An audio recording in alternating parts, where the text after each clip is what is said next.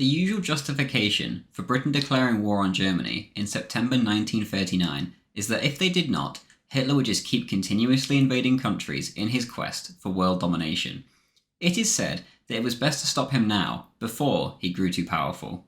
For the most part, in the average person's mind, this excuse is eaten up and accepted without question. You would think that most historians may perhaps have a more advanced take, but they really don't. Most will openly admit to the ethnic issues on the Polish border, and how Hitler wanted these Germans back in the Reich. Some will even admit to their mistreatment and murder, but they will still suggest that Hitler had some vague aims to conquer the world, or at least Europe. The reality is that this isn't how wars work. Wars usually begin for a very specific reason, but to dumb things down for the general public, we display our enemies as barbarians, bent on world conquest, and ourselves as the heroic saviours for stepping in. Even in our modern day, people genuinely believe that Vladimir Putin is ready at any moment to give the order to invade Eastern Europe, and that his goals are to restore the borders of the Russian Empire. To think this way about an army that can barely defeat Ukraine is insanity. The same is true of Nazi Germany. Hitler simply did not have the army to conquer the world, and he didn't even want to in the first place. No figure in history has talked more of their plans than Adolf Hitler, and we know exactly what he wanted when it comes to friends, enemies, and war. Even as far back as the early 1920s, he talks extremely openly, and there is no reason to doubt what he said, considering how much he stuck to it later. If anyone is renowned for saying perhaps too much controversial information, it's Adolf Hitler. Hitler's foreign policy views that mostly stuck with him for the rest of his life were developed during his time in prison in 1924. He would write them down in his cell with Rudolf Hess, and they were published in perhaps the most famous book of the 20th century, Mein Kampf. Although Hitler wrote later on that he would never have published the book had he known that he would one day become Chancellor, at the end of the day, he still wrote the words, and his actions reflected in a lot of cases what was written. In fact, this book is almost the entire basis for the Lebensraum concept, which is so often used against Hitler. If we are going to accept Lebensraum as fact, then we must also accept the other foreign policy parts of Mein Kampf and the surrounding time period. First, the most important point, which shatters a lot of the narrative about Hitler. Hitler explicitly stated that anything to the west of Germany was completely written off. After the Treaty of Versailles, Germany lost land in the west to Belgium, Denmark, and France, and if you include Austria, then they also lost ethnically German land to Italy. Hitler chose to publicly state that this land was gone, and that especially a war of revenge against France over Alsace-Lorraine should not even be thought about. Hitler even allowed Mussolini to hold on to the Austrian land of South Tyrol, despite the fact that Mussolini was Italianizing the area. As long as the ethnic Germans were happy enough and weren't harmed, Hitler was more than happy to let them live in neighbouring nation-states. So if Hitler wasn't going to invade the West, what was it he wanted from them? The answer to that is fairly simple. With France, he was rather indifferent. He felt no sense of love for the French, and often spoke worryingly of their demographic future and thought they were on a dark path. In regards to Great Britain, however, you have an entirely different story. Despite fighting them in the trenches, all during the Great War, Hitler loved the British people.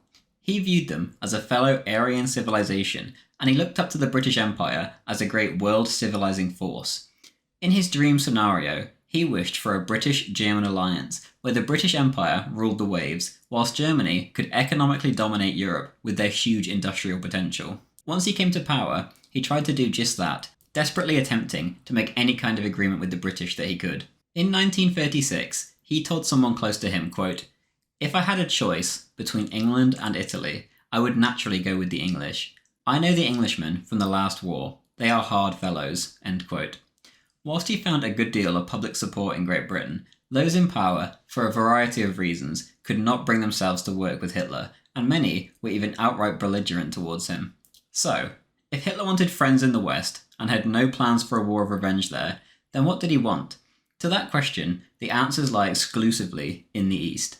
Hitler's goals, at least according to him in 1925, were, quote, "to secure for the German people the land and soil to which they are entitled on this earth. We take up where we broke off 600 years ago. We stop the endless German movement to the south and west and turn our gaze upwards towards the land in the east," end quote.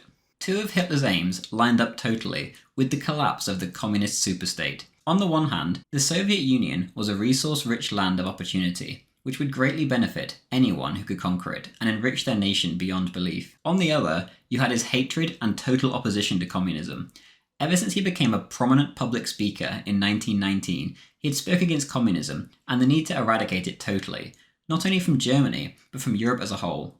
Millions of Europeans shared these sentiments, and as a result, the 1941 war against the Soviets ended up going down in history to many as the, quote, crusade against communism. The Soviet Union was always Hitler's overwhelming foreign policy goal, and even then, events led him in a different direction, and by the time World War II actually broke out, he had mostly been reacting to events abroad, as opposed to initiating them himself, since at least 1938. The pre-war crises of Austria and Czechoslovakia were caused not initially by Hitler, but by the Germans in these nations wishing to be united with Hitler's Third Reich. As a result, he reacted to events, and sometimes, as in the case of Austria, this went off without a hitch, and he benefited greatly, but in others, like in the Sudetenland, he still benefited, but at the cost of a lot of international prestige. When it came to the Poland fiasco, there was nothing Adolf Hitler wanted less than war. Almost as soon as Hitler came to power, he began to look to Poland as a firm anti-communist ally, as opposed to an enemy to be crushed. Unfortunately for Hitler, however, Poland chose a path of antagonism, and they looked to the Western allies for support instead. If they had chosen to ally themselves with Hitler, they would have been reduced to essentially a German satellite state, but they also would have been able to win the spoils of Hitler's crusade in the east with him. To Poland, however, this was too much of a risk, and quite understandably so. As time passed, the ethnic tensions on the German-Polish border became unbearable, and once the English involved themselves, negotiations stopped dead, and war became inevitable. If Hitler is a warmonger who planned to conquer the world because he invaded his neighbour over atrocities being committed for months on the border, then the Soviet Union also wanted to conquer the world by annexing the Baltic states. Britain wanted to conquer the world because they invaded sovereign Iran and Iraq, and Italy wanted to conquer the world because they invaded Greece.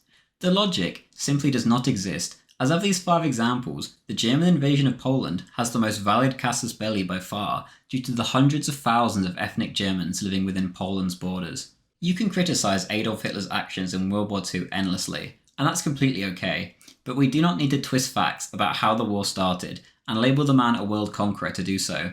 Let us stick to the facts instead. If Hitler had goals of world conquest for wanting to invade the Soviet Union, then so did Winston Churchill, as he spent years of his life clamouring for an intervention in Russia to destroy the Soviet regime almost immediately after its birth. Such labels are ridiculous, as no man in the 20th century had plans to conquer the earth. The fact that this myth emanates from the very nation that controlled 1/4 of the world's landmass at the time is even more laughable. Wars are riddled with propaganda, and that's normal, but what isn't normal is us believing such things over 80 years later. The simple truth is that Hitler had very specific aims in the East for the Soviet Union, and that if necessary, he was also prepared to take action in other areas where there were German minorities living, depending on how they were treated. As the war progressed, goals and objectives changed, but this isn't how we judge people on their aims. Hitler reintegrated the ethnically German area of Alsace-Lorraine after France had fallen, but France had declared war on Germany, not the other way around. So does this make Hitler a warmonger? Is Hitler a warmonger for invading Norway and by extension Denmark when the British, not Hitler, opened up the Scandinavian front? To me, this is insane, and so is the title of world conqueror or warmonger. If Hitler is a warmonger seeking to conquer the world for these actions, then Stalin, who seized all of Eastern Europe in a war that he did not start, is the biggest of them all.